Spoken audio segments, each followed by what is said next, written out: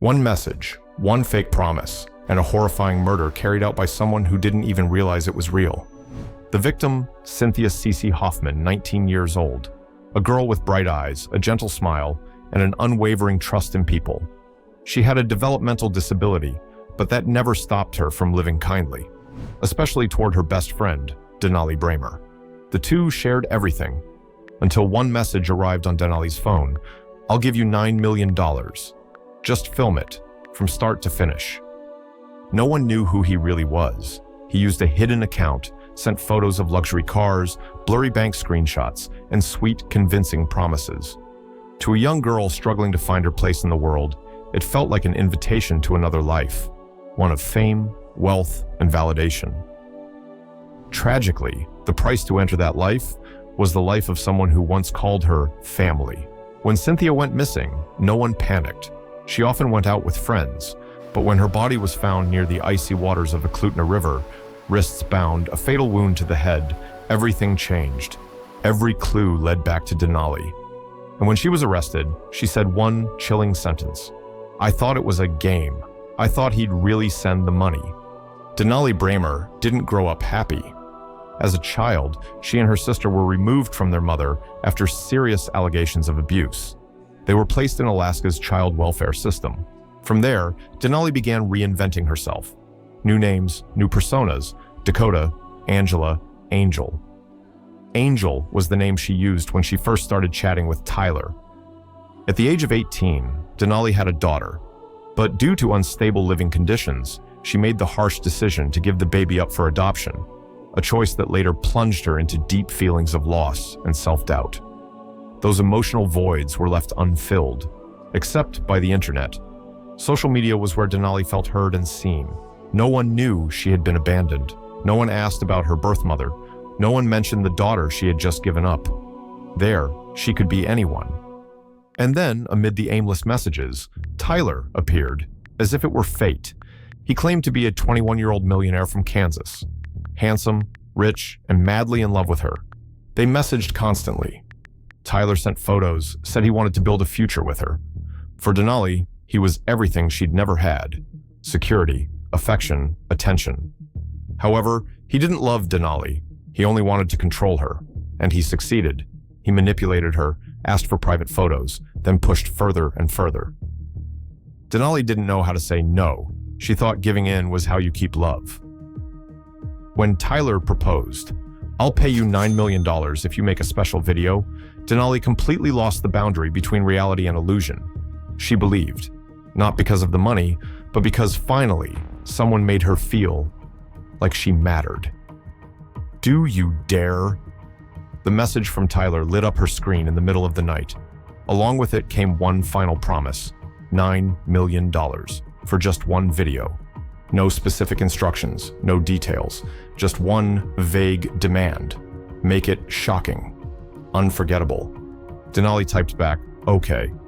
She had no plan, only a blurry concept, something big, life-changing. The only thing she was sure of. She needed someone to help her. That someone was Caden McIntosh, 16 years old. She reached out to him through Snapchat, using the exact trick that had once hooked her. $900,000 if you help me make a video. Someone's going to die, but no one will ever know. He agreed instantly. Now they just needed a last person, the victim. And Denali chose Ceecee, not out of hatred, but because Cynthia was too trusting. A 19-year-old girl with the mind of a 12-year-old. Denali's best friend. She still called Denali Big Sister, still sent her silly stickers every night, still had no idea what was coming. Ceecee was perfect for the final role, easy to lure, wouldn't fight back. And most of all, she would never suspect that the one to kill her would be the same person who once held her in comfort. June 2nd, 2019. The sky was mildly sunny. Denali drove over to pick Ceecee up. "Want to hang out?" Denali asked. Ceecee smiled, hopped in the car like she always did, not a trace of suspicion. Caden sat silently in the back seat. In the backpack, a roll of duct tape, gloves, a small gun. Destination: Thunderbird Falls, a beautiful remote forest, rarely visited. Perfect. "Want to play a tie-up photo game?" Denali asked. Ceecee nodded. Denali was her best friend, after all. If her sister said so, she'd go along with it. The duct tape tightened around Ceecee's wrists. She was still smiling, thinking she was just posing, but the camera was already rolling. The snap had been sent. Tyler was watching. Denali pulled out the gun. Her hands were shaking. Caden grabbed it. One shot. It was over. The body was pushed into the creek below. Everything. Quick. Clean. They burned the backpack, the wallet, the ID. Evidence vanished in the fire. But there was one thing they couldn't burn. Guilt. Denali began to feel afraid. Not of the law, but of the dream that never came. No money was ever transferred. Instead, he criticized how Denali carried out the act, saying it wasn't brutal enough. Then he gave another order. Do it again. Ceecee went missing. Her father reported it to the police. Her phone's last signal was traced to Thunderbird Falls. Later, her body was found right there. Denali claimed, "We hung out." Ceecee walked off after an argument. The police didn't believe it. They checked her phone. Everything fell apart. Police identified 3 more suspects: Caleb Leyland, 19 years old, and 2 other minors. Denali had promised to pay them if they helped her. Caden, 16 years old, was brought in for questioning. His face went pale. He confessed, "Denali gave me the gun. She said she couldn't do it. And I did." From best friend to culprit, what drove her to commit the crime? To uncover the truth, police delved into Denali's phone. Restored chat histories revealed a suspicious name. That name came up dozens of times. Chilling messages, disturbing clips recorded by Denali herself. Tyler kept manipulating, pushing her to plan another extreme act. Police launched a deeper investigation into Tyler. They couldn't find a real photo, but they had an IP address. They traced the IP address. It didn't lead to Kansas like Tyler had claimed. It led to Indiana, a small house in the suburbs. The person living there wasn't handsome, wasn't young, wasn't a millionaire. It was Darren Schillmiller, 21 years old, living in his grandmother's basement. He often hid behind anonymity, making twisted requests, explicit photos, soiled baby diapers. A guy who had never met Denali. He just used someone else's photos to create a fake profile. But he had something far more dangerous than anything Denali had ever known: the power to manipulate. And then, the entire truth came pouring out like a broken dam. Ceecee, Caden, the video, the money, the plan. And the real killer was finally revealed, the one behind it all, never seen in real life, over 5,000 kilometers away, existing only through Wi-Fi. The courtroom was packed. Cameras swept the room.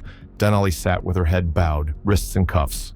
Her face, no makeup, no filters, no dreams left. The prosecutor read the indictment, the plan, the messages, the video, a life taken in exchange for a digital promise. Then, the door opened.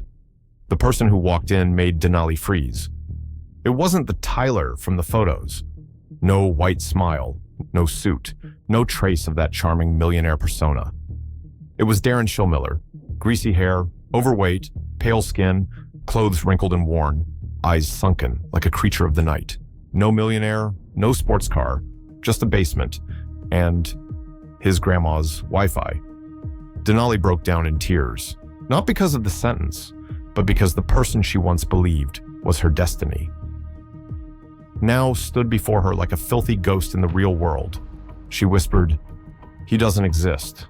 The man I loved never existed." Darren smiled, a crooked, shallow smile. He stared straight at Denali, then turned to the prosecutor as if starring in a play he had written. When the mask of a fake name slipped, everything came crashing down. Denali once believed she was living in a fairy tale, a world where love alone could heal all wounds. But in the end, she was nothing more than a pawn in a sick game, orchestrated from the basement of a stranger's home. Her best friend, Ceecee, lost her life. Caden and Caleb lost their youth. Denali lost her freedom. And Darren? He lost nothing, except his anonymity. Both Denali and Darren were sentenced to 99 years in prison, Denali for first-degree murder, Darren for his role in manipulating and orchestrating the crime from afar. Neither of them will be eligible for early parole. At the time of the crime, Caden was just 16 years old.